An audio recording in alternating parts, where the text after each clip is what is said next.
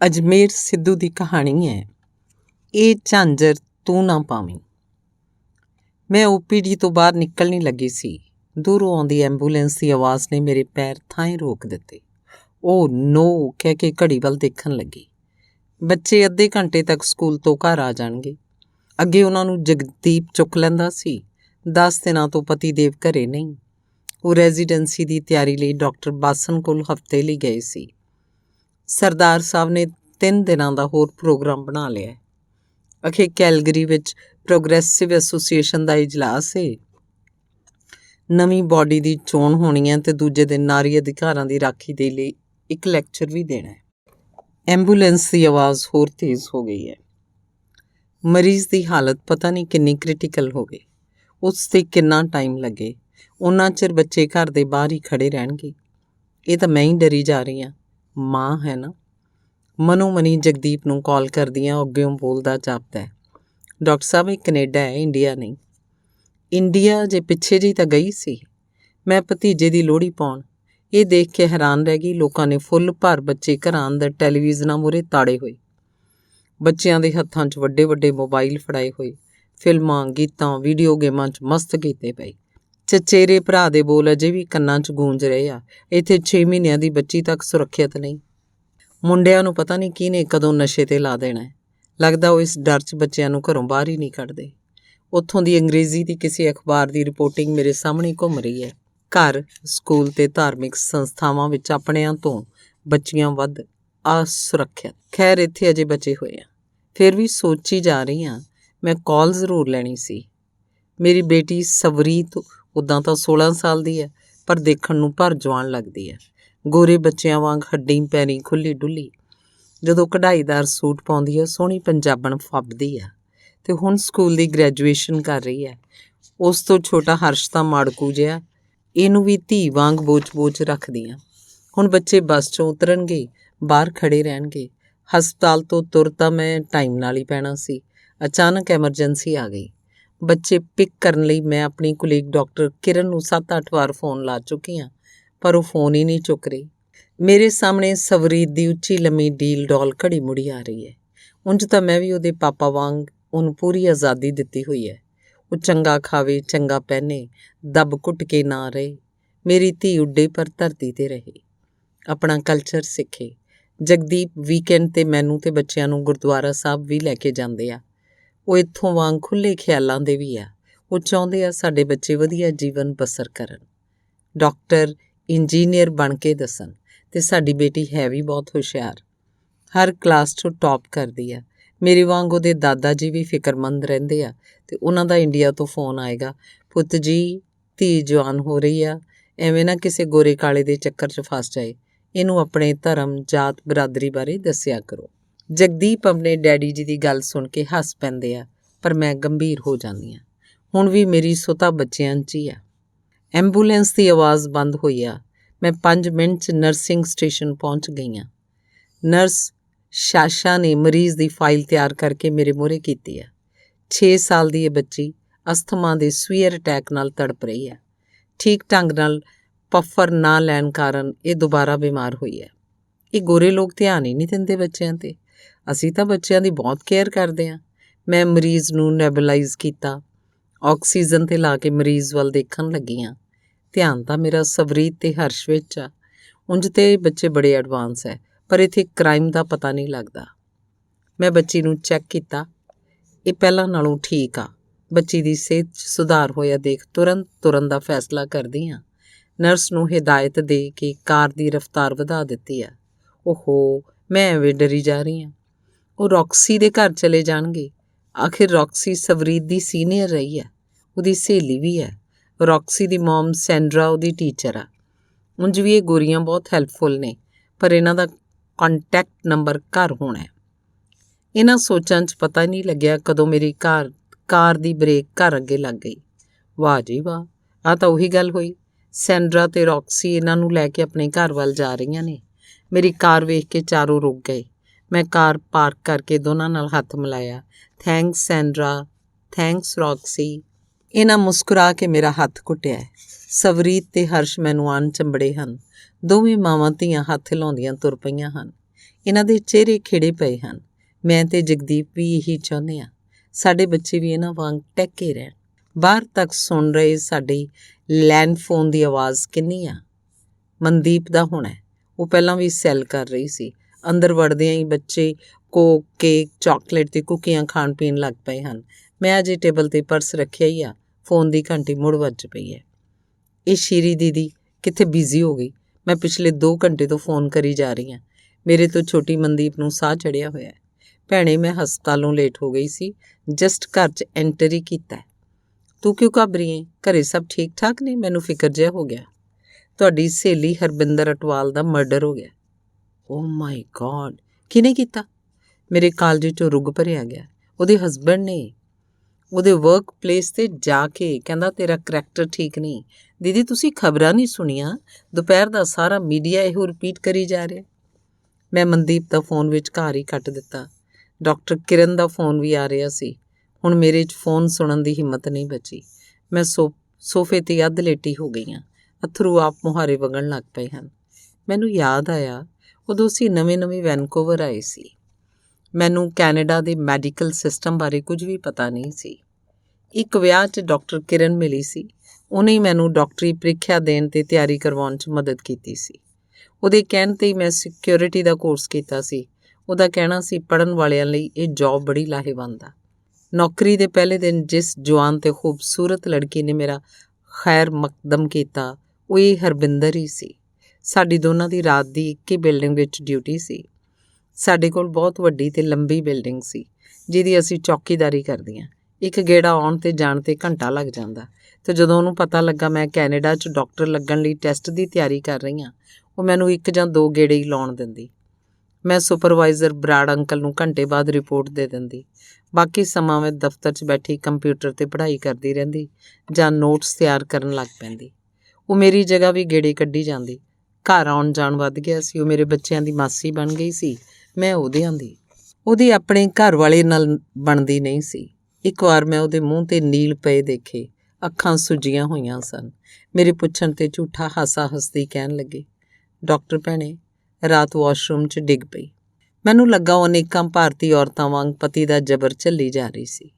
ਮੇਰੇ ਤੇ ਜਗਦੀਪ ਦੇ ਕਹਿਣ ਦੇ ਬਾਵਜੂਦ ਉਹਨੇ ਕਦੇ ਵੀ ਪੁਲਿਸ ਨੂੰ ਕਾਲ ਨਾ ਕੀਤੀ। ਮੈਂ ਉਸ ਨਾਲ ਜੌਬ ਕਰਦਿਆਂ ਡਾਕਟਰੀ ਦਾ ਟੈਸਟ ਪਾਸ ਕਰ ਗਈ ਸੀ। ਡਾਕਟਰ ਕਿਰਨ ਨੂੰ ਮੇਰੇ ਤੋਂ 2 ਸਾਲ ਪਹਿਲਾਂ ਮੈਨੀਟੋਬਾ ਦੀ ਰਾਜਧਾਨੀ ਵਿਨੀਪੈਗ ਲਾਗੇ ਇੱਕ ਟਾਊਨ 'ਚ ਰੈਜ਼ੀਡੈਂਸੀ ਮਿਲ ਗਈ ਸੀ। 2 ਸਾਲ ਬਾਅਦ ਮੈਂ ਵੀ ਜਗਦੀਪ ਤੇ ਦੋਨਾਂ ਬੱਚਿਆਂ ਨੂੰ ਲੈ ਕੇ ਇੱਥੇ ਮੂਵ ਹੋ ਗਈ। ਤੇ ਜਦੋਂ ਅਸੀਂ ਵੈਨਕੂਵਰ ਤੋਂ ਇੱਥੇ ਸ਼ਿਫਟ ਹੋਣ ਲੱਗੇ, ਹਰਬਿੰਦਰ ਮੈਨੂੰ ਜੱਫੀ 'ਚੋਂ ਛੱਡੇ ਨਾ। ਆਪ ਵੀ ਰੋਈ ਜਾਵੇ ਤੇ ਮੈਨੂੰ ਵੀ ਰਵਾਈ ਜਾਵੇ। ਮਰ ਜਾਣੀ ਬਹੁਤ ਪਿਆਰ ਲੈ ਰਹੀ ਸੀ। ਮੈਨੂੰ ਇੱਥੇ ਆਈ ਨੂੰ 8 ਸਾਲ ਹੋ ਚੱਲੇ ਆ ਤੇ ਉਹਨੇ ਹੁਣ ਤੱਕ ਸਹੇਲੀਆਂ ਵਾਲਾ ਨਾਤਾ ਬਣਾਈ ਰੱਖਿਆ ਸੀ। ਹੁਣ ਮਨਦੀਪ ਦੇ ਫੋਨ ਨੇ ਮੈਨੂੰ ਹਿਲਾਈ ਦਿੱਤਾ। ਉਹਦੇ ਬੱਚਿਆਂ ਦਾ ਕੀ ਬਣੇਗਾ? ਮੈਂ ਆਪਣੇ ਬੋਟਾਂ ਵੱਲ ਨਿਗਾਹ ਮਾਰਦੀ ਹਾਂ। ਇਹ ਖੇਡ 'ਚ ਮਸਤ ਹਨ। ਉਹਦੇ ਵਿਲਕਰੇ ਬੱਚਿਆਂ ਦਾ ਸੋਚ ਕੇ ਅੱਖਾਂ 'ਚ ਅੱਥਰੂ ਤਤੀਰੀਆਂ ਵਾਂਗ ਵਗਣ ਲੱਗ ਪਏ ਹਨ। ਬੇਟੀ ਤੇ ਬੇਟਾ ਭੱਜ ਕੇ ਆਏ ਹਨ। ਕੀ ਹੋਇਆ ਮੰਮਾ? ਇਹਨਾਂ ਮੇਰੇ ਅੱਥਰੂ ਪੁੰਝੇ ਹਨ। ਮੈਂ ਚਿਹਰੇ 'ਤੇ ਮੁਸਕਰਾਹਟ ਲਿਆ ਕੇ ਮੁੜ ਇਹਨਾਂ ਨੂੰ ਖੇਡਣ ਲਾ ਦਿੱਤਾ। ਮੈਂ ਇਹਨਾਂ ਤੋਂ ਡਰਦੀ ਟੀਵੀ ਨਹੀਂ ਲਾ ਰਹੀ। ਆਪਣੀ ਮਾਸੀ ਦੀ ਹੱਤਿਆ ਵੇਖ ਕੇ ਸਹਿਮ ਜਾਣਗੇ। ਬੇਟੀ ਦੇ ਮਨ 'ਚ ਤਾਂ ਸਾਰੀ ਉਮਰ ਲਈ ਖੌਫ ਬੈਠ ਜਾਏਗਾ। ਇਸ ਕਤਲ ਨੇ ਕਮਿਊਨਿਟੀ 'ਚ ਦਹਿਸ਼ਤ ਤੇ ਖੌਫ ਤਾਂ ਬਿਠਾਉਣੇ ਹੀ ਹਨ। ਨਾਲ ਹੀ ਕੈਨੇਡੀਅਨ ਲੋਕਾਂ ਨੇ ਭਾਰਤੀ ਲੋਕਾਂ ਨੂੰ ਨਫ਼ਰਤ ਵੀ ਕਰਨ ਲੱਗ ਪੈਣਾ ਹੈ। ਕੁਝ ਸਥਾਨਕ ਲੋਕ ਤਾਂ ਪਹਿਲਾਂ ਹੀ ਸਾੜੇ ਨਾਲ ਭਰੇ ਪਏ ਹਨ। ਮੈਨੂੰ ਯਾਦ ਆ ਰਿਹਾ ਜਦੋਂ ਮੈਂ ਤੇ ਜਗਦੀਪ ਇੱਕ ਮਾਰਕੀਟ 'ਚ ਘੁੰਮਦੇ ਇੱਕ ਗੋਰੇ ਦੀਆਂ ਟਿੱਪਣੀਆਂ ਦਾ ਸ਼ਿਕਾਰ ਹੋਏ ਸੀ। ਫਿਰ ਜਦੋਂ ਜਗਦੀਪ ਵਾਲਮਾਰਟ ਵਿੱਚ ਨੌਕਰੀ ਕਰਦਾ ਹੁੰਦਾ ਸੀ, ਉਦੋਂ ਵੀ ਇੱਦਾਂ ਦੀ ਇੱਕ ਘਟਨਾ ਵਾਪਰੀ ਸੀ। ਨਾਲ ਕੰਮ ਕਰਦੇ ਇੱਕ ਗੋਰੇ ਨੇ ਜਗਦੀਪ ਦੀ ਪੱਗ ਵੱਲ ਘੂਰੀ ਵੱਟੀ ਤੇ ਬੋਲਿਆ, ਮਿਸਟਰ ਸਿੰਘ, ਇੱਕ ਪਾਸੇ ਪੱਗਾਂ ਬੰਨ੍ਹਦੇ ਹੋ, ਧਾਰਮਿਕ ਕਹਾਉਂਦੇ ਹੋ, ਦੂਜੇ ਪਾਸੇ ਆਪਣੀ ਪਤਨੀਆਂ ਦੇ ਕਤਲ ਕਰ ਦਿੰਦੇ ਹੋ। ਜੇ ਨਹੀਂ ਨਿਭਦੀ ਤਾਂ ਤਲਾਕ ਕਿਉਂ ਨਹੀਂ ਲੈ ਲੈਂਦੇ? ਇਹ ਸੁਣ ਕੇ ਇੱਕ ਵਾਰ ਤਾਂ ਜਗਦੀਪ ਭਮੱਤਰ ਗਿਆ ਸੀ। ਉਹਦੇ ਕੋਲੋਂ ਇਹ ਧਰਮ 'ਤੇ ਹਮਲਾ ਸਹਿ ਨਾ ਹੋਇਆ। ਉਹਨੇ ਦੱਸਿਆ, ਫਿਰ ਉਹ ਹੌਸਲਾ ਕਰਕੇ ਕਿਹਾ ਸੀ, ਸਾਰੇ ਸਿੱਖ ਅਜਿਹੇ ਨਹੀਂ। ਨਾਲੇ ਮੈਂ ਕੈਨੇਡਾ ਦੀ ਪ੍ਰੋਗਰੈਸਿਵ ਐਸੋਸੀਏਸ਼ਨ ਦਾ ਸਰਗਰਮ ਕਾਮਾ ਹਾਂ। ਹੁਣ ਕੈਨੇਡਾ ਮੇਰਾ ਵੀ ਦੇਸ਼ ਆ। ਮੈਂ ਇੱਥੋਂ ਦੇ ਕਾਨੂੰਨ ਤੇ ਰੀਤੀ ਰਿਵਾਜ਼ਾਂ ਮੁਤਾਬਕ ਜੀਵਨ ਬਸਰ ਕਰਦਾ।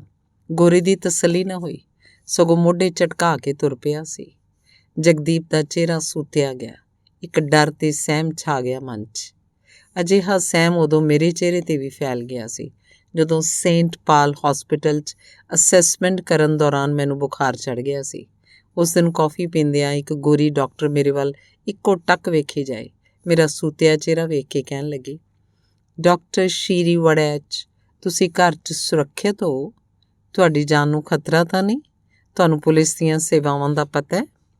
ਮੇਰੇ ਪਤੀ ਇੱਦਾਂ ਦੇ ਨਹੀਂ ਡਾਕਟਰ, ਉਹ ਅਗਾਂਹ ਵਧੂ ਨੇ, ਨਾਲੇ ਉਹ ਮੈਨੂੰ ਬਹੁਤ ਪਿਆਰ ਕਰਦੇ ਆ। ਮੈਂ ਮਸਾਂ ਉਹਦੀ ਤਸੱਲੀ ਕਰਵਾਈ ਸੀ। ਡਾਕਟਰ ਕਿਰਨ ਦਾ ਫੋਨ ਆ ਗਿਆ ਹੈ। ਉਹ ਵੀ ਹਰਬਿੰਦਰ ਦੀਆਂ ਗੱਲਾਂ ਲੈ ਕੇ ਬਹਿ ਗਈ ਆ। ਮੇਰੇ ਹਟਕੋਰੇ ਵੱਧ ਗਏ ਹੈ। ਡਾਕਟਰ ਕਿਰਨ ਮੈਨੂੰ ਚੁੱਪ ਕਰਵਾਉਣ ਲੱਗ ਪਈ ਹੈ। ਮੈਂ ਉਹਦੇ ਕਹੇ ਹੱਥ ਮੂੰਹ ਧੋਤਾ ਹੈ। ਮੈਂ ਡਰੈਸ ਚੇਂਜ ਕਰਕੇ ਸ਼ਾਸ਼ਾ ਤੋਂ ਮਰੀਜ਼ ਬਾਰੇ ਪੁੱਛਿਆ ਹੈ। ਓਕੇ ਰਿਪੋਰਟ ਮਿਲਣ 'ਤੇ ਮੈਂ ਲੈਪਟਾਪ ਉੱਤੇ ਮਰੀਜ਼ਾਂ ਬਾਰੇ ਨੋਟ ਲਿਖਣ ਲੱਗ ਪਈ ਹਾਂ। ਪਤਾ ਨਹੀਂ ਕਿਉਂ ਲਿਖਣ ਦੀ ਬਜਾਏ ਮੈਨੂੰ ਪਿੰਡ ਦੀ ਇੱਕ ਘਟਨਾ ਯਾਦ ਆਈ ਹੈ। ਉਦੋਂ 7ਵੀਂ ਜਾਂ 8ਵੀਂ ਜਮਾਤ 'ਚ ਪੜ੍ਹਦੀ ਹੋਣੀ ਹੈ। ਸਾਡੇ ਪਿੰਡ ਸਭ ਤੋਂ ਵੱਡਾ ਘਰ ਅਤੇ ਵਿਹੜਾ ਬਿਸ਼ਨ ਸਿਉਂ ਤਾਏ ਦਾ ਹੁੰਦਾ ਸੀ। ਉਹਨਾਂ ਦੀ ਵੱਡੀ ਬੇਟੀ ਇੰਦਰਜੀਤ ਮੇਰੇ ਤੋਂ 10-12 ਸਾਲ ਵੱਡੀ ਸੀ। ਕਹਿੰਦੇ ਰਾਤ ਨੂੰ ਇੰਦਰਜੀਤ ਦੇ ਢਿੱਡ 'ਚ ਦਰਦ ਹੋਇਆ, ਤੜਕੇ ਉਹ ਮਰ ਗਈ। ਮੇਰੀ ਤਾਈ ਉਹਨਾਂ ਦੇ ਅਫਸੋਸ ਕਰਕੇ ਵਾਪਸੀ 'ਤੇ ਮੰਮੀ ਕੋਲ ਆ ਗਈ। ਮੈਂ ਅੰਦਰ ਪੜ੍ਹ ਰਹੀ ਸੀ। ਭੈਣੇ ਕਿੱਡਾ ਲੋੜਾ ਹੋਇਆ। ਵੱਡੇ ਵਿਹੜੇ ਵਾਲਿਆਂ ਨਾਲ ਦੁੱਧ ਮੱਖਣਾਂ ਨਾਲ ਪਾਲੀ ਪਲੋਸੀ ਜਵਾਨ ਧੀ ਤੁਰ ਗਈ। ਕਿੰਨੀ ਥੋੜ੍ਹੀ ਲਿਖਵਾ ਕੇ ਆਈ ਸੀ। ਰੱਬ ਦੇ ਰੰਗਾਂ ਨੂੰ ਕੌਣ ਟਾਲ ਸਕਦਾ ਹੈ। ਢਿੱਡ ਦਰਦ ਨਾਲ ਹੀ ਕੁੜੀ ਮੁੱਕ ਗਈ। ਮੇਰੀ ਮੰਮੀ ਬਹੁਤ ਚਿੰਤਾ 'ਚ ਸੀ। ਨੀਂਦ ਰਾਣੀਏ, ਜਲ ਜਾਣੀ ਕਾਹਨੂੰ ਢਿੱਡ ਦਰਦ ਨਾਲ ਮਰੀ ਆ। 6ਵਾਂ-7ਵਾਂ ਮਹੀਨਾ ਚੱਲਦਾ ਸੀ। ਪੈਰ ਭਾਰੀ ਹੋ ਜਾਂਦਾ, ਮਾਂ ਨੂੰ ਪਤਾ ਹੀ ਨਹੀਂ ਚੱਲਿਆ। ਨਹੀਂ ਕੋਈ ਔੜ ਪੌੜ ਨਾ ਕਰ ਲੈਂਦੀ। ਪਿਓ ਨੂੰ ਪਤਾ ਲੱਗਣ ਦੀ ਦੇਰ ਸੀ। ਅਗਲੇ ਨੇ ਗਲਾ ਘੁੱਟ ਕੇ ਮਾਰਤੀ। ਸਰਪੰਚ ਨਾਲ ਗਿੱਟਮਿੱਟ ਕੀਤੀ। ਦਿਨ ਚੜ੍ਹਦਿਆਂ ਸੰਸਕਾਰ ਕਰਤਾ।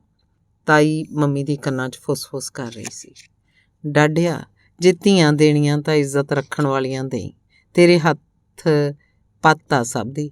ਮੰਮੀ ਨੇ ਉੱਪਰ ਵੱਲ ਹੱਥ ਜੋੜੇ ਸੀ। ਉਦੋਂ ਮੈਂ ਨਿਆਣੀ ਸੀ। ਮੰਮੀ ਤੇ ਤਾਈ ਦੀ ਪੂਰੀ ਗੱਲ ਸਮਝੀ ਨਹੀਂ ਸੀ। ਉਂਝ ਮੈਂ ਇੰਦਰਜੀਤ ਦੀ ਮੌਤ ਬਾਰੇ ਸੁਣ ਕੇ ਡਰ ਜ਼ਰੂਰ ਗਈ ਸੀ। ਡਰੀ ਤਾਂ ਮੈਂ ਹੁਣ ਵੀ ਪਈ ਹਾਂ। ਪਿੱਛੇ ਜੇ ਮੈਂ ਰੋਜ਼ ਰਾਤ ਨੂੰ ਇੰਦਰਜੀਤ ਦੀ ਗੱਲ ਛੇੜ ਲੈਂਦੀ। ਰਾਤ ਨੂੰ ਮੈਨੂੰ ਭੈੜੇ-ਭੈੜੇ ਸੁਪਨੇ ਆਉਣੇ। ਇਸ ਡਰ 'ਚੋਂ ਮੈਨੂੰ ਜਗਦੀਪ ਨੇ ਕੱਢਿਆ ਸੀ। ਮੈਡਮ ਜੀ, ਹੁਣ ਕੈਨੇਡਾ ਮੁਤਾਬਕ ਜੀਓ, ਭੂਤ ਨੂੰ ਭੁੱਲ ਜਾਓ।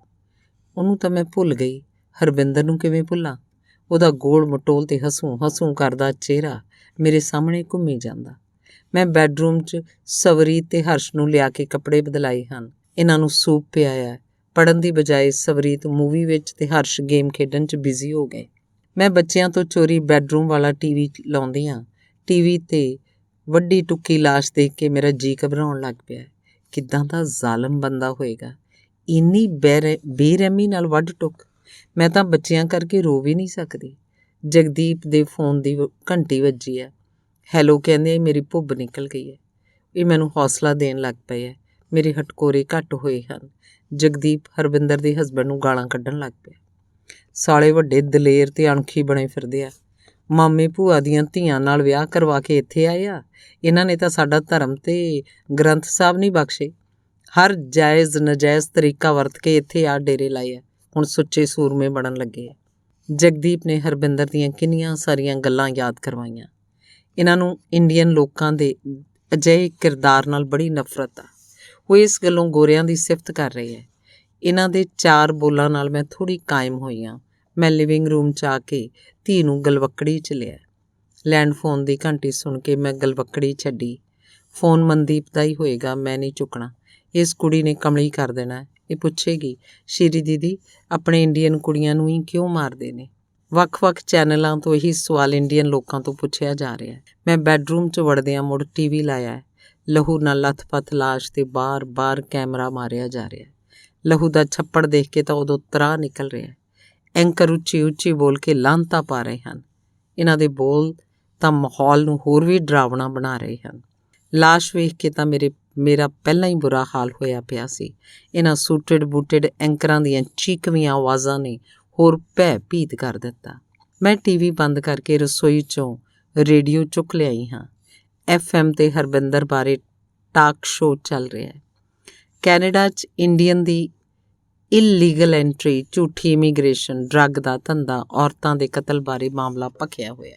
ਇੱਕ ਗੋਰਾ ਕਹਿ ਰਿਹਾ ਏਸ਼ੀਅਨ ਕਲਚਰ ਪਿਛਾਂਹ ਖਿੱਚੂ ਹੈ। ਸਭ ਲੋਕ ਹਰਬਿੰਦਰ ਦੇ ਕਤਲ ਨੂੰ ਨਿੰਦ ਰਹੇ ਹਨ। ਟਾਂਡੀ ਮੰਗਤੇ ਦੀ ਕਾਲ ਆਈ ਆ। ਇਹ ਕਮੀਨਾ ਕੁੜੀਆਂ ਦੇ ਵੈਸਟਰਨ ਕਲਚਰ ਵਿੱਚ ਪੈਣ ਕਰਕੇ ਵਿਗੜੀਆਂ ਹੋਣ ਦਾ ਦੋਸ਼ ਲਾ ਰਿਹਾ ਸੀ। ਕਈ ਉਦਾਹਰਨਾਂ ਦੇ ਕੇ ਕੁੜੀਆਂ ਵੱਲੋਂ ਕੀਤੀਆਂ ਠੱਗੀਆਂ ਗਿਣਾ ਰਿਹਾ ਹੈ। ਸਿੱਧੇ ਤੌਰ 'ਤੇ ਇਹ ਕਤਲ ਨੂੰ ਜਾਇਜ਼ ਠਹਿਰਾ ਰਿਹਾ ਹੈ ਅਤੇ ਪੰਜਾਬੀਆਂ ਦੀ ਅਣਖ ਤੇ ਗੈਰਤ ਖਤਰੇ 'ਚ ਦੱਸਦਾ ਪਿਆ ਹੈ। ਹੋਸਟ ਨੇ ਉਹਦੀ ਕਾਲ ਕੱਟ ਦਿੱਤੀ ਹੈ। ਹੋਰ ਕਾਲਾਂ ਵਾਲੇ ਉਹਨੂੰ ਗਾਲਾਂ ਕੱਢਣ ਲੱਗ ਪਏ ਹੈ। ਉਹ ਪੰਜਾਬ ਦੇ ਪੁਰਾਣੇ ਪਿੰਡਾਂ ਦੀ ਅਣਖ ਦੱਸਣ ਲੱਗ ਪਿਆ ਸੀ। ਮੇਰੀ ਸੁਰਤੀ ਵੀ ਆਪਣੇ ਪਿੰਡ ਨਾਲ ਜੁੜ ਗਈ ਹੈ, ਜਿੱਥੇ 8ਵੀਂ ਤੱਕ ਸਕੂਲ ਆ। ਫਿਰ ਸ਼ਹਿਰ ਪੜ੍ਹਨ ਜਾਣਾ ਪੈਂਦਾ ਹੈ। ਬਹੁਤੇ ਮਾਪੇ ਕੁੜੀਆਂ ਨੂੰ ਸ਼ਹਿਰ ਭੇਜਦੇ ਹੀ ਨਹੀਂ। ਜਿਹੜੇ ਭੇਜਦੇ ਉਹ ਵੀ 10ਵੀਂ ਜਾਂ 12ਵੀਂ ਕਰਵਾ ਕੇ ਹਟਾ ਲੈਂਦੇ ਆ। ਮੈਂ ਤੇ ਤਾਏ ਦੀ ਧੀ ਕਮਲ ਇਕੱਠੀਆਂ ਹੀ ਕਾਲਜ ਲੱਗੀਆਂ।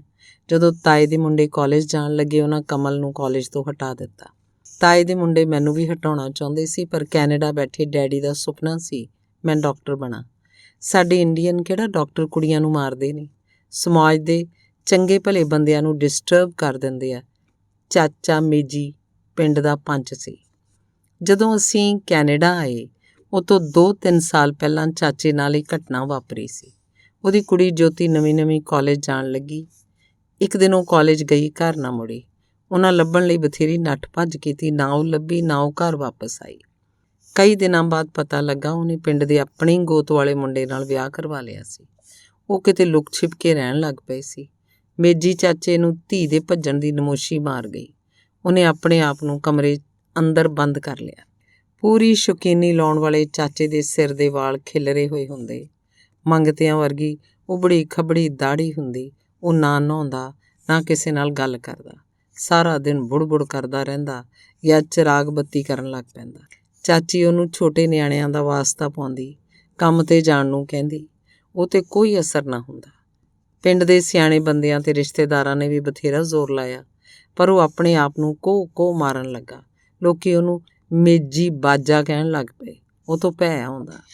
ਉਹਨਾਂ ਦਿਨਾਂ 'ਚ ਮੈਂ ਅੰਮ੍ਰਿਤਸਰ MBBS ਕਰ ਰਹੀ ਸੀ ਅਤੇ ਮੇਰੇ ਤੋਂ ਛੋਟੀ ਮਨਦੀਪ ਨਵੀਂ ਕਾਲਜ ਜਾਣ ਲੱਗੀ ਸੀ। ਇਹ ਪੁੱਠੇ ਸਿੱਧੇ ਕਰਕੇ ਵਾਲ ਵਾਹੁਣ ਲੱਗ ਪਈ। ਇਹ ਉੱਦਾਂ ਵੀ ਟੌਰ ਕੱਢਣ ਦੀ ਬਹੁਤ ਸ਼ੌਕੀਨ ਸੀ। ਇਹਦਾ ਸੁਭਾਅ ਹੱਸਣ ਖੇਡਣ ਅਤੇ ਮਜ਼ਾਕ ਕਰਨ ਵਾਲਾ ਹੈ ਅਤੇ ਮੇਰੀ ਮੰਮੀ ਕਾਲਜ ਜਾਂਦੀ ਮਨਦੀਪ ਨੂੰ ਟੇਢੀ ਦੇਖਦੀ। ਅਕਸਰ ਕਹਿ ਛੱਡਦੀ, ਦੀਪੇ ਪੁੱਤ, ਸਾਡੀ ਇੱਜ਼ਤ ਦਾ ਖਿਆਲ ਰੱਖਿਓ। ਆਪਣੇ ਮੇਜੀ ਚਾਚੇ ਦਾ ਹਾਲ ਦੇਖ ਲਓ, ਕਿਤੇ ਤੁਹਾਡੇ ਡੈਡੀ ਦਾ ਵੀ ਇਹੀ ਹਾਲ ਨਾ ਹੋਵੇ। ਉਹ ਵਿਚਾਰਾ ਪਿਛਲੇ 20 ਸਾਲਾਂ ਤੋਂ ਤੁਹਾਡੀ ਖਾਤਰ ਕੈਨੇਡਾ 'ਚ ਹੱਡ ਭਨਾਉਂਦਾ ਪਿਆ। ਮੰਮੀ, ਕੋਈ ਮੂੰਹ 'ਚ ਪਾ ਲੂ, ਨਾਲੇ ਇਹ ਪਾਬੰਦੀਆਂ ਕੁੜੀਆਂ 'ਤੇ ਕਿਉਂ? ਮਨਦੀਪ ਗੁੱਸੇ 'ਚ ਸੜੀ ਭੁੱਜੀ ਮੰਮੀ ਨੂੰ ਝਈਆਂ ਲੈ ਪੈਂਦੀ। ਇਹ ਕਮਲੀ ਤਾਂ ਡੈਡੀ ਜੀ ਨੂੰ ਵੀ ਪੈ ਜਾਂਦੀ ਸੀ। ਡੈਡੀ ਜੀ ਦਾ ਵੀ ਮੰਨਣਾ ਸੀ ਕਿ ਜ਼ਮਾਨਾ ਖਰਾਬ ਆ, ਕੁੜੀਆਂ ਨੂੰ ਸੰਭਲ ਕੇ ਚੱਲਣਾ ਚਾਹੀਦਾ। ਜਦੋਂ ਅਸੀਂ ਜਵਾਨ ਹੋ ਰਹੀਆਂ ਸੀ, ਉਹਨਾਂ ਦੇ ਮੱਥੇ ਦੀਆਂ ਤਿਊੜੀਆਂ ਵੱਧ ਗਈਆਂ ਸੀ। ਜਿਵੇਂ ਹੁਣ ਸਵਰੀਤ ਨੂੰ ਵੇਖ ਕੇ ਕਈ ਵਾਰ ਮੇਰੇ ਵੀ ਪੈ ਜਾਂਦੀਆਂ ਨੇ। ਇਹ ਤਿਊੜੀਆਂ ਮੈਂ ਕਦੇ ਸੈਂਡਰਾ ਦੇ ਪੈਂਦੀਆਂ ਨਹੀਂ ਦੇਖੀਆਂ। ਸੈਂਡਰਾ ਦੀ ਡੋਰ ਬੈਲ ਨੇ ਮੇਰਾ ਮੱਥਾ ਠਣਕਾ ਦਿੱਤਾ। ਉਹਦੇ ਬॉयਫ੍ਰੈਂਡ ਜਸਟਿਨ ਆਇਆ ਲੱਗਦਾ। ਸੈਂਡਰਾ ਨੇ ਡੋਰ ਖੋਲ੍ਹਿਆ ਹੈ।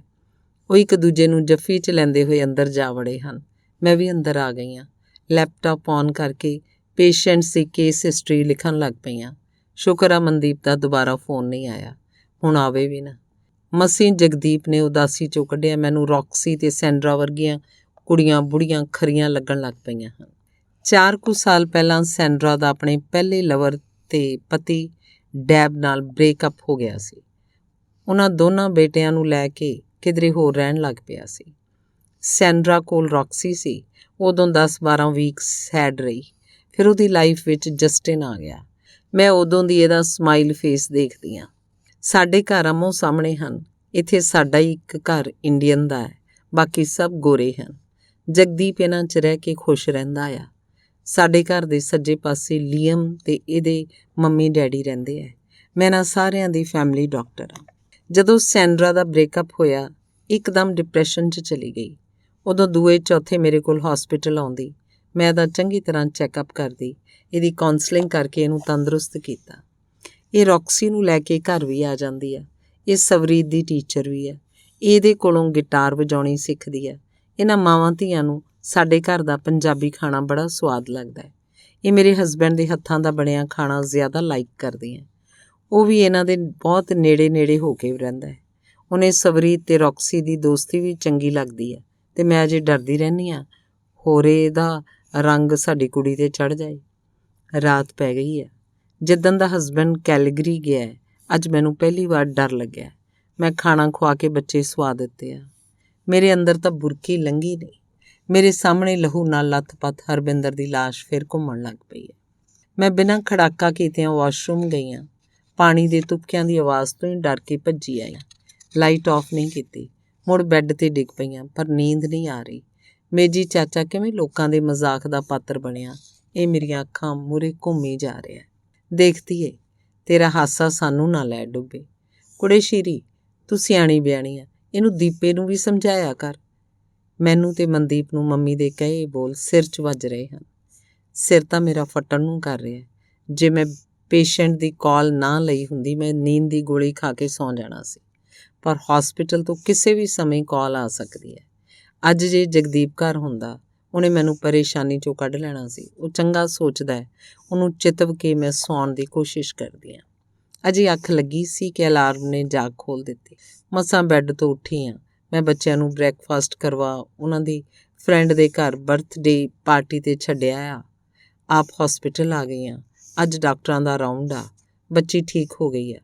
ਮੁੜ ਕੇ ਅਸਥਮਾ ਦਾ ਦੌਰਾ ਨਹੀਂ ਪਿਆ। ਮੈਂ ਰਾਊਂਡ ਲਗਾ OPD ਕਰਨ ਲੱਗ ਪਈ ਹਾਂ। ਤੌਬਾ ਤੌਬਾ, ਅੱਜ ਮਰੀਜ਼ਾਂ ਨਾਲ ਕੁਰਸੀਆਂ ਵੀ ਭਰੀਆਂ ਹੋਈਆਂ ਤੇ ਮੇਰੀ ਸਿਹਤ। ਪਰ ਮਰੀਜ਼ ਤਾਂ ਦੇਖਣੇ ਹੀ ਪੈਣੇ ਆ। 2 ਵਾਰ ਕੌਫੀ ਪੀ ਚੁੱਕੀ ਹਾਂ। ਸਿਰ ਦੁਖਣੋਂ ਨਹੀਂ ਹਟ ਰਿਹਾ। ਮਸਾਂ ਮਰੀਜ਼ ਭੁਗਤਾ ਹੈ। ਸਵਰੀਤ ਤੇ ਹਰਸ਼ ਨੂੰ ਬਰਥਡੇ ਪਾਰਟੀ ਤੋਂ ਲੈ ਕੇ ਸਿੱਧਾ ਘਰ ਪੁੱਜੀ ਹਾਂ। ਕਾਰ ਪਾਰਕ ਕਰਕੇ ਮੈਂ ਸੋਚਿਆ ਜਾਂਦੀ ਹੋਈ ਡਾਕ ਵੀ ਲਈ ਜਾਵਾਂ। ਲੈਟਰ ਬਾਕਸ 'ਚੋਂ ਡਾਕ ਕੱਢਣ ਲੱਗ ਪਈ ਹਾਂ। ਸੈਂਡਰਾ ਮੇਰੇ ਕੋਲ ਆ ਕੇ ਖੜ ਗਈ ਹੈ। ਮੈਂ ਹੈਲੋ ਕਹਿ ਕੇ ਹੱਥ ਮਿਲਾਇਆ। ਡਾਕ ਵੀ ਵੇਖੀ ਜਾ ਰਹੀ ਹਾਂ। ਉਹਦੇ ਨਾਲ ਗੱਲਾਂ ਵੀ ਕਰੀ ਜਾ ਰਹੀ ਹਾਂ। ਜੰਕ ਮੇਲ ਗਾਰਬੇਜ ਵੀ ਕਰੀ ਜਾ ਰਹੀ ਹਾਂ। Doctor Shri Waraich, I am so excited for my daughter pregnancy. I hope everything will be okay. ਉਹ ਖੁਸ਼ੀ ਤੇ ਹੁਲਾਸ ਵਿੱਚ ਰੌਕਸੀ ਦੀ ਪ੍ਰੈਗਨੈਂਸੀ ਬਾਰੇ ਗੱਲ ਕਰ ਰਹੀ ਹੈ। ਮੈਨੂੰ ਪ੍ਰੈਗਨੈਂਸੀ ਦਾ ਸੁਣ ਕੇ ਝਟਕਾ ਲੱਗਿਆ। You know, doctor, 2 families are waiting for this baby. We'll plan baby shower. You should come surely in party. I'll call you. ਉਹ ਗੱਲਾਂ ਕਰਨ ਦੇ ਮੂਡ 'ਚ ਲੱਗਦੀ ਹੈ। ਪਰ ਸਵਰੀਤ ਤੇ ਹਰਸ਼ ਨੂੰ ਕਾਹਲੇ ਪਏ ਦੇਖ ਮੈਂ ਬਾਈ ਕੀਤੀ ਆ। ਬੱਚੇ ਦੌੜ ਪਏ ਹਨ। ਉਹ ਵੀ ਮੇਰੇ ਮੋਹਰੇ ਤੁਰ ਪਈ ਆ। ਉਹਦੇ ਪੈਰਾਂ 'ਚ ਜਿਵੇਂ ਨਾਚ ਵਰਗੀ ਥਿਰਕਣ ਹੋਵੇ, ਧਰਤੀ 'ਤੇ ਪੱਬ ਨਾ ਲੱਗਦੇ ਹੋਣ। ਉਹ ਕਬੂਤਰੀ ਵਾਂਗ ਗੁਟਕ ਤੁਰਦੀ ਅੰਦਰ ਜਾ ਵੜੀ ਆ।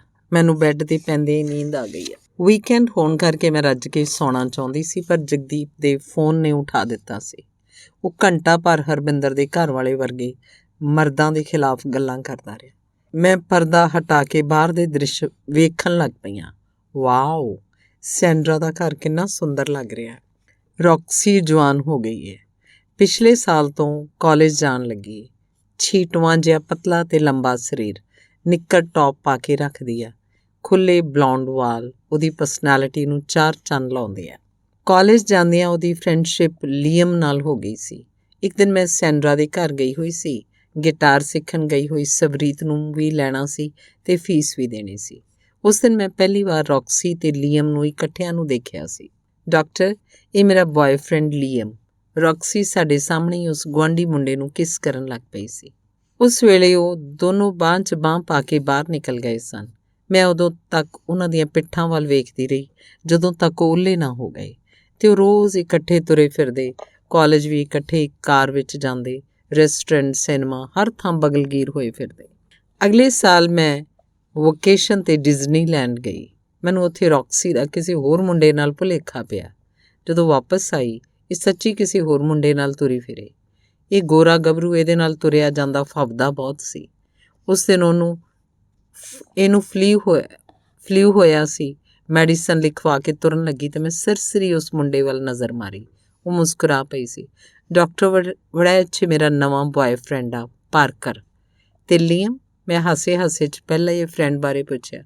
ਡਾਕਟਰ, ਉਹ ਮੇਰੇ ਨਾਲ ਚੀਟ ਕਰ ਰਿਹਾ ਸੀ। ਉਹ ਗ੍ਰੇਸੀ ਨਾਲ ਵੀ ਡੇਟ ਕਰ ਰਿਹਾ ਸੀ ਤੇ ਮੇਰੇ ਨਾਲ ਵੀ। ਜਦੋਂ ਮੈਨੂੰ ਪਤਾ ਲੱਗਾ, ਮੈਂ ਛੱਡ ਦਿੱਤਾ। ਪਾਰਕਰ ਮੈਨੂੰ ਬਹੁਤ ਪਿਆਰ ਕਰਦਾ।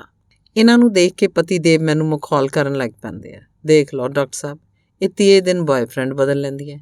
ਸੱਚੀ ਕਿਹਾ ਜਾਂਦਾ ਹੈ ਵੀ ਇੱਥੇ ਵਰਕ, ਵੈਦਰ ਤੇ ਵਮਨ ਦਾ ਕੋਈ ਯਕੀਨ ਨਹੀਂ। ਤੁਹਾਨੂੰ ਕੋਈ ਇਤਰਾਜ਼? ਨਾ ਜਾਣੇ ਮਨ, ਮੈਂ ਚਾਹੁੰਦਾ ਇੱਦਾਂ ਦੀ ਆਜ਼ਾਦੀ ਸਾਰਿਆਂ ਨੂੰ ਮਿਲੇ। ਜਗਦੀਪ ਮੂੰਹ ਵਿੰਗਾ ਜਿਹਾ ਬਣਾ ਕੇ ਬੋਲਿਆ ਸੀ। ਇਸ ਆਜ਼ਾਦੀ ਦੇ ਆਸਰੇ ਇਹ ਦੇਸ਼ ਤਰੱਕੀ 'ਚ ਹਨ। ਇੱਥੇ ਬੰਦੇ ਨੂੰ ਧਰਮਾਂ, ਜਾਤਾਂ, ਨਸਲਾਂ ਦੇ ਫੋਕੇ ਰਿਵਾਜ਼ਾਂ ਦੀ ਕੈਦ 'ਚ ਨਹੀਂ ਰੱਖਿਆ ਜਾਂਦਾ। ਕੁੜੀਆਂ ਮੁੰਡੇ ਸਭ ਬਰਾਬਰ। ਇੰਡੀਆ 'ਚ ਇਹ ਕਦੇ ਨਹੀਂ ਹੋਣਾ। ਉੱਥੇ ਤਾਂ ਕੁੜੀਆਂ ਦੀ ਲੋਹੜੀ ਪਾ ਕੇ ਅਖਬਾਰਾਂ 'ਚ ਫੋਟੋ ਲਗਾਈ ਜਾਂਦੀ ਹੈ। ਇਹ ਮਾਨਸਿਕਤਾ ਵੀ ਕੁੜੀਆਂ ਦੇ ਹੱਕ ਦੀ ਨਹੀਂ, ਸਗੋਂ ਆਪਣੇ ਆਪ ਨੂੰ ਪ੍ਰਮੋਟ ਕਰਨ ਦੀ ਹੈ। ਜਗਦੀਪ ਮਜ਼ਾਕ ਕਰਦਾ ਕਰਦਾ ਸੀਰੀਅਸ ਹੋ ਗਿਆ ਸੀ। ਸੱਚਮੁੱਚ ਉਹਦੀ ਸੋਚ ਨੂੰ ਕੈਨੇਡਾ ਦੇ ਸਿਸਟਮ ਨੇ ਹੋਰ ਤਰਾਸ਼ ਦਿੱਤਾ ਹੈ, ਪਰ ਅਸੀਂ ਇਹਨਾਂ ਗੋਰਿਆਂ ਜਿੰਨੇ ਕਦੀ ਐਡਵਾਂਸ ਨਹੀਂ ਹੋ ਸਕਦੇ। ਫਿਰ ਜਦੋਂ ਸੈਂਡਰਾ ਅਤੇ ਪਾਰਕਰ ਰੌਕਸੀ ਦੇ ਚੈੱਕਅਪ ਲਈ ਹਸਪਤਾਲ ਆਏ, ਮੈਂ ਉਹਨਾਂ ਦੀ ਮੰਗ ਸੁਣ ਕੇ ਹੈਰਾਨ ਰਹਿ ਗਈ। ਡਾਕਟਰ, ਇਹ ਪਤਾ ਲੱਗ ਸਕਦਾ ਹੈ ਕਿ ਬੇਬੀ ਦਾ ਬਾਪ ਕੌਣ ਹੋਏਗਾ? ਮੈਂ ਉਹਨਾਂ ਦਾ ਸਵਾਲ ਹਾਸੇ 'ਚ ਟਾਲ ਦਿੱਤਾ ਅਤੇ ਸਕੈਨ ਲਿਖ ਦਿੱਤੀ। ਉਹ ਅਲਟਰਾਸਾਊਂਡ ਕਰਵਾ ਕੇ ਵੇਟ ਕਰਨ ਲੱਗੇ। ਇਹ ਉਹਨਾਂ ਦੀ ਦੂਜੀ ਵਾਰ ਅਲਟਰਾਸਾਊਂਡ ਹੋਈ ਸੀ। ਜਿਉਂ ਹੀ ਈਮੇਲ 'ਤੇ ਰਿਪੋਰਟ ਆਈ, ਮੈਂ ਉਹਨਾਂ ਨੂੰ ਅੰਦਰ ਸੱਦਿਆ ਸੀ। ਬੇਬੀ ਤੰਦਰੁਸਤ ਹੈ ਰੌਕਸੀ, ਬੇਬੀ ਹੋਣ ਤੱਕ ਡਰਿੰਕ ਤੇ ਸਮੈਕ ਨਾ ਕਰੀ। ਉਹਨਾਂ ਤਿੰਨਾਂ ਨੇ ਇੱਕ ਦੂਜੇ ਵੱਲ ਸਮਾਈਲ ਪਾਸ ਕੀਤੀ ਸੀ। ਰੌਕਸੀ ਨੇ ਬੇਬੀ ਕਨਸੀਵ ਕਰਨ ਦੀ ਡੇਟ ਜਾਣਨੀ ਚਾਹੀ। ਮੈਂ ਅਲਟਰਾਸਾਊਂਡ ਦੇਖ ਕੇ ਦੱਸਿਆ ਕਿ ਦਸੰਬਰ ਦੇ ਅੰਤਲੇ ਦਿਨ ਜਾਂ ਜਨਵਰੀ ਦੇ ਸ਼ੁਰੂ ਦੇ ਦਿਨ ਹੋ ਸਕਦੇ ਆ। ਕੀ ਹੋਇਆ ਰੌਕਸੀ? ਮੈਂ ਉਹਨੂੰ ਸੋਚਾਂ 'ਚ ਪਈ ਨੂੰ ਵੇਖ ਕੇ ਸਵਾਲ ਕੀਤਾ ਸੀ। ਡਾਕਟਰ, ਇਹ ਪਤਾ ਲੱਗ ਸਕਦਾ ਕਿ ਬੇਬੀ ਕਨਸੀਵ ਕਰਨ ਦੀ ਅਸਲ ਡੇਟ ਕੀ ਹੈ? ਇਹ ਤੂੰ ਕਿਉਂ ਜਾਣਨਾ ਚਾਹੁੰਦੀ ਹੈ? ਮੈਂ ਉਹਨੂੰ ਗਿਣਤੀਆਂ 'ਚ ਪਈ ਨੂੰ ਵੇਖ ਕੇ ਹੈਰਾਨ ਹੋਈ ਸੀ। ਡਾਕਟਰ, ਜਿਸ ਹਫ਼ਤੇ ਦੀ ਤੁਸੀਂ ਪ੍ਰੈਗਨੈਂਸੀ ਦੱਸ ਰਹੇ ਹੋ, ਉਸ ਹਫ਼ਤੇ 'ਚ ਹੀ ਗ੍ਰੇਸੀ ਨੂੰ ਲੈ ਕੇ ਮੇਰੀ ਲੀਅਮ ਨਾਲ ਲੜਾਈ ਹੋਈ ਸੀ। ਉਹਨੇ ਆਪਣੇ ਤੇ ਗ੍ਰੇਸੀ ਦੇ ਸਬੰਧਾਂ ਨੂੰ ਮੰਨ ਲਿਆ ਸੀ। ਮੈਂ ਉਸੇ ਵੇਲੇ ਉਹਦੇ ਨਾਲੋਂ ਤੋੜ ਵਿਛੋੜਾ ਕਰ ਲਿਆ ਸੀ, ਪਰ ਅੰਦਰੋਂ ਬੁਰੀ ਤਰ੍ਹਾਂ ਟੁੱਟ ਗਈ ਸੀ। ਚੌਥੇ ਜਾਂ ਪੰਜਵੇਂ ਦਿਨ ਮੇਰੀ ਜ਼ਿੰਦਗੀ 'ਚ ਹਵਾ ਦੇ ਬੁੱਲੇ ਵਾਂਗ ਪਾਰਕਰ ਆ ਗਿਆ ਸੀ। ਫਿਰ ਅਸੀਂ ਇਕੱਠਿਆਂ ਨੇ ਨਵੇਂ ਸਾਲ ਦੇ ਜਸ਼ਨ ਮਨਾਏ, ਰਾਤਾਂ ਵੀ ਇਕੱਠੇ ਰਹੇ। ਉਦੋਂ ਦੇ ਇਕੱਠੇ ਹੀ ਰਹਿ ਰਹੇ ਹਾਂ। ਰੌਕਸੀ ਨੇ ਬੜੀ ਲੰਬੀ ਵਾਰਤਾਲਾਪ ਸੁਣਾ ਦਿੱਤੀ ਸੀ। ਦਰਅਸਲ ਰੌਕਸੀ, ਅਲਟਰਾਸਾਊਂਡ ਤੋਂ ਪ੍ਰੈਗਨੈਂਸੀ ਦੇ ਸ਼ੁਰੂਆਤੀ ਦਿਨਾਂ 'ਚ ਤਾਂ ਅਸਲ ਤਰੀਕ ਦਾ ਪਤਾ ਲੱਗ ਜਾਂਦਾ ਹੈ, ਬਾਅਦ 'ਚ ਔਖਾ ਹੈ। ਮੈਂ ਨਾਂ 'ਚ ਸਿਰ ਮਾਰਿਆ ਸੀ। ਡਾਕਟਰ ਵੜੈਚ, ਪਲੀਜ਼ ਦੱਸ ਦਿਓ। ਮੈਨੂੰ ਡੌਰ ਭਾਰ ਹੋਈ ਦੇਖ ਪਾਰਕਰ ਨੇ ਮਿੰਨਤ ਕੀਤੀ ਸੀ। ਸਹੀ ਡੇਟ ਤੇ ਸਹੀ ਟਾਈਮ ਬਾਰੇ ਅਲਟਰਾਸਾਊਂਡ ਤੋਂ ਪਤਾ ਨਹੀਂ ਲੱਗ ਸਕਦਾ। ਫਾਦਰ ਬਾਰੇ DNA ਨਾਲ ਸੰਭਵ ਹੋ ਸਕਦਾ ਹੈ। ਮੇਰੀ ਇਹ ਗੱਲ ਸੁਣ ਕੇ ਉਹਨਾਂ ਥੈਂਕਸ ਕਿਹਾ ਅਤੇ ਹੱਥਾਂ 'ਚ ਹੱਥ ਪਾਈ ਬਾਹਰ ਨਿਕਲ ਗਏ। ਸੈਂਡਰਾ ਵੀ ਉਹਨਾਂ ਦੇ ਮਗਰ ਹੀ ਤੁਰ ਪਈ ਸੀ। ਉਸ ਤੋਂ ਬਾਅਦ ਮੇਰੇ ਕੋਲੋਂ ਮਰੀਜ਼ ਦੇਖਣੇ ਔਖੇ ਹੋ ਗਏ। ਹਰਬਿੰਦਰ, ਇੰਦਰਜੀਤ, ਜੋਤੀ ਦੇ ਮਾਸੂਮ ਚਿਹਰੇ ਮੇਰੇ ਮੂਹਰੇ ਘੁੰਮਣ ਲੱਗ ਪਏ, ਪਰ ਰੌਕਸੀ, ਇਹਨਾਂ ਦਿਨਾਂ 'ਚ ਹੀ ਰੌਕਸੀ ਦਾ ਜਨਮ ਦਿਨ ਆ ਗਿਆ ਸੀ। ਇਹ ਉਹਦਾ 18ਵਾਂ ਜਨਮ ਦਿਨ ਸੀ। ਘਰ ਨੂੰ ਸਜਾਇਆ ਗਿਆ ਸੀ। ਸੈਂਡਰਾ ਪਰਿਵਾਰ ਨੇ ਆਪਣਾ ਫਰੈਂਡ ਸਰਕਲ ਤੇ ਰਿਸ਼ਤੇਦਾਰ ਸੱਦੇ ਸਨ। ਆਪਣਾ ਪਹਿਲਾ ਪਤੀ ਤੇ ਬੇਟੇ ਵੀ ਬੁਲਾਏ ਸਨ। ਰੌਕਸੀ ਦੇ ਦੋਨੋਂ ਬॉयਫ੍ਰੈਂਡ ਵੀ ਉੱਥੇ ਟਹਿਲ ਰਹੇ ਸਨ। ਉਹਨਾਂ ਦੇ ਮੰਮੀ ਡੈਡੀ ਤੇ ਭੈਣ ਭਰਾ ਵੀ ਨਾਲ ਸਨ। ਸਾਡਾ 4 ਜੀਆਂ ਦਾ ਵੀ ਸਵਾਗਤ ਕੀਤਾ ਗਿਆ। ਘਰ 'ਚ ਗਹਿਮਾ ਗਹਿਮੀ ਸੀ। ਵੱਡੇ ਸਾਈਜ਼ ਦਾ ਕੇਕ ਕੱਟਿਆ ਜਾ ਰਿਹਾ ਸੀ। ਰੌਕਸੀ ਦੇ ਦੋਸਤਾਂ, ਪਰਿਵਾਰਕ ਮੈਂਬਰਾਂ ਤੇ ਸਵਰੀਤ ਨੇ ਵਾਰੋ-ਵਾਰੀ ਕੇਕ ਉਹਦੇ ਮੂੰਹ 'ਚ ਪਾਇਆ। ਯੰਗ ਬਲੱਡ ਮਸਤੀ ਕਰਨ ਦੇ ਮੂਡ 'ਚ ਲੱਗਦਾ ਹੈ। ਪਾਰਕਰ ਨੇ ਕੇਕ ਦੀ ਕਰੀਮ ਉਹਦੇ ਮੂੰਹ 'ਤੇ ਮਲ ਦਿੱਤੀ ਹੈ। ਜਵਾਨੀ ਦੇ ਸ਼ੋਰ ਸ਼ਰਾਬੇ 'ਚ ਸੈਂਡਰਾ ਉੱਠ ਕੇ ਖੜੀ ਹੋਈ ਹੈ। ਉਹਨੇ ਆਪਣੀ ਧੀ ਨੂੰ ਚੁੰਮਿਆ। ਮਹਿਮਾਨਾਂ ਨਾਲ ਖੁਸ਼ੀ ਸਾਂਝੀ ਕਰਦਿਆਂ ਬੋਲੀ ਹੈ, ਅੱਜ ਰੌਕਸੀ 18 ਸਾਲ ਦੀ ਹੋ ਗਈ ਆ। ਅੱਜ ਜਦੋਂ ਮੈਂ ਤੇ ਤੁਸੀਂ ਆਪਣੀ ਪ੍ਰਿੰਸੈਸ ਦਾ ਜਨਮ ਦਿਨ ਮਨਾ ਰਹੇ ਹਾਂ, ਇਹ ਪ੍ਰੈਗਨੈਂਟ ਹੋ ਚੁੱਕੀ ਆ। ਮੈਂ ਇਹਨੂੰ ਮੁਬਾਰਕਾਂ ਦਿੰਦੀ ਹਾਂ। ਇਹ ਮੇਰੀ ਲਾਡੋ ਧੀ ਆਪਣੇ ਜੀਵਨ 'ਚ ਵਧੇ ਫੁੱਲੇ, ਖੁਸ਼ ਰਹੇ, ਜਵਾਨੀਆਂ ਮਾਣੇ। Wow, well done. ਮਹਿਮਾਨਾਂ ਦੀਆਂ ਤਾੜੀਆਂ ਨਾਲ ਕਮਰਾ ਗੂੰਜ ਪਿਆ। ਸਵਰੀਤ ਤੇ ਹਰਸ਼ ਨੇ ਵੀ ਤਾੜੀ ਮਾਰੀ ਹੈ। ਮੈਂ ਜਗਦੀਪ ਦੇ ਮੱਥੇ 'ਤੇ ਉਭਰੀਆਂ ਤਿਉੜੀਆਂ ਵੇਖ ਕੇ ਹੈਰਾਨ ਪਰੇਸ਼ਾਨ ਹੋਈ ਹਾਂ। ਇਹ ਸੁਣ ਕੇ ਸੈਂਡਰਾ ਦੇ ਮਹਿਮਾਨ ਫੁੱਲੇ ਨਹੀਂ ਸਮਾ ਰਹੇ। ਉਹਨਾਂ ਨੇ ਬੀਅਰ ਦੇ ਕੈਨ ਚੁੱਕ ਲਏ ਹਨ, ਵਾਈਨ ਦੇ ਜਾਮ ਟਕਰਾਏ ਹਨ। ਚੀਅਰਸ ਦੀਆਂ ਆਵਾਜ਼ਾਂ ਇੱਕਦਮ ਉੱਚੀਆਂ ਹੋਈਆਂ ਹਨ। ਕਦੇ ਚੀਕਾਂ ਮਾਰਦੇ ਗੱਭਰੂਆਂ ਤੇ ਮੁਟਿਆਰਾਂ ਵੱਲ ਵੇਖਦੀਆਂ ਤਾਂ ਖੁਸ਼ ਹੋ ਜਾਂਦੀ ਹਾਂ। ਜਦ ਆਪਣੇ ਲੁੱਡੀਆਂ ਪਾ ਰਹੇ ਬੱਚਿਆਂ ਵੱਲ ਵੇਖਦੀ ਹਾਂ ਤਾਂ ਘਾਬਰ ਜਾਂਦੀ ਹਾਂ। ਵਿੱਚ ਵਿਚਾਲੇ ਮੇਰਾ ਧਿਆਨ ਹਰਬਿੰਦਰ, ਇੰਦਰਜੀਤ ਤੇ ਮੇਜੀ ਚਾਚੇ ਵੱਲ ਜਾ ਰਿਹਾ ਹੈ। ਉਹ ਮੈਨੂੰ ਪਾਰਟੀ ਤੋਂ ਇੱਕ ਪਾਸੇ ਖੜੇ ਨਜ਼ਰ ਆ ਰਹੇ ਹਨ। ਮੇਰਾ ਧਿਆਨ ਮੁੜ ਪਾਰਟੀ 'ਚ ਆ ਮੁੜਿਆ। ਇਹ ਰੌਕਸੀ, ਇਹਦਾ ਖੁਸ਼ਨਸੀਬ ਬਾਪ ਕੌਣ ਹੈ?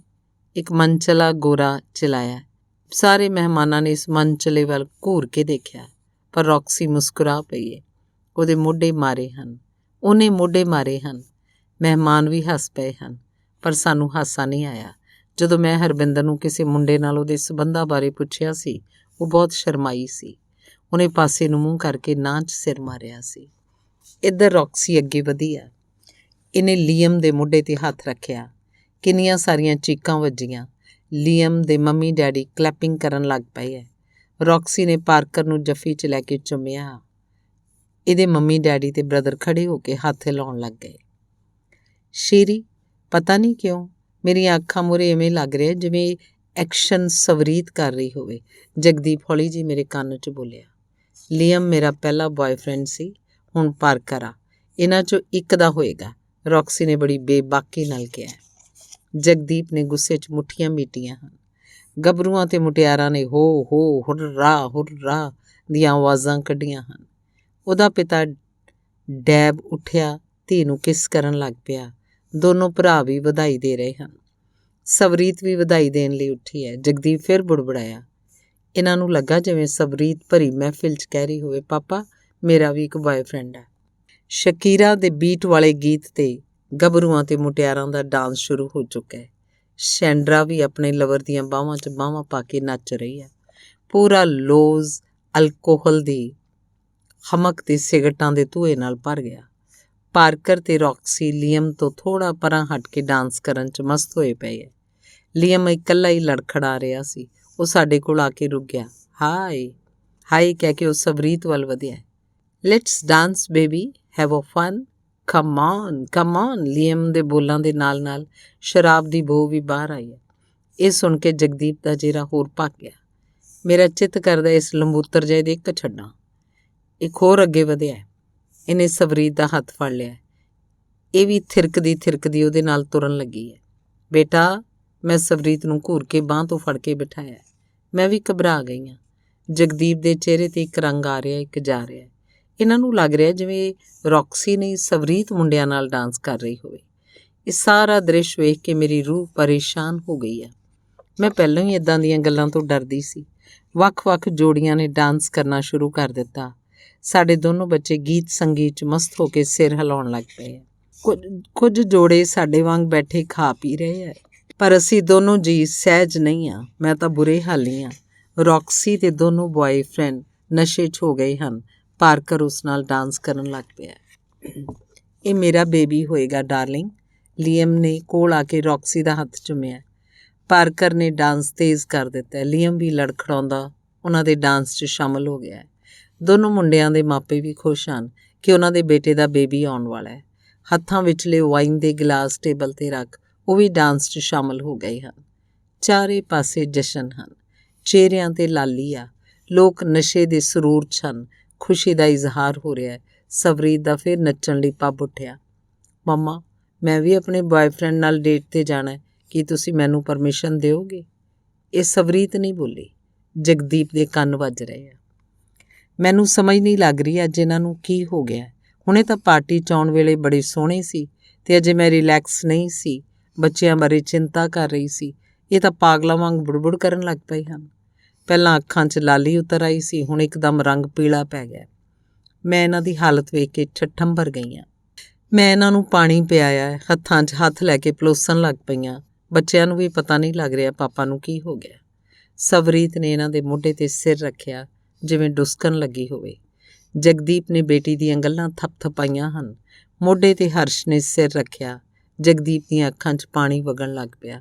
ਧੀ ਨੇ ਟਿਸ਼ੂ ਪੇਪਰ ਨਾਲ ਅੱਥਰੂ ਪੂੰਝੇ ਹਨ। ਸ਼ੀਰੀ ਡਾਰਲਿੰਗ, ਜੇ ਤੈਨੂੰ ਹਰਬਿੰਦਰ ਤੇ ਇੰਦਰਜੀਤ ਦੇ ਕਤਲ ਤੰਗ ਕਰਦੇ ਆ, ਉਹ ਮੈਨੂੰ ਵੀ ਪਸੰਦ ਨਹੀਂ। ਜੇ ਤੈਨੂੰ ਮੇਜੀ ਚਾਚੇ ਵਾਲੀ ਘਟਨਾ ਨਾਲ ਨਫ਼ਰਤ ਏ, ਮੈਂ ਵੀ ਨਫ਼ਰਤ ਕਰਦਾ। ਕੀ ਆ ਜੋ ਹੋ ਰਿਹਾ ਤੂੰ ਲਾਈਕ ਕਰਦੀ ਹੈ? ਸ਼ੁਕਰ ਹੈ ਜਗਦੀਪ ਠੀਕ ਹੋ ਕੇ ਕੁਝ ਤਾਂ ਬੋਲੇ।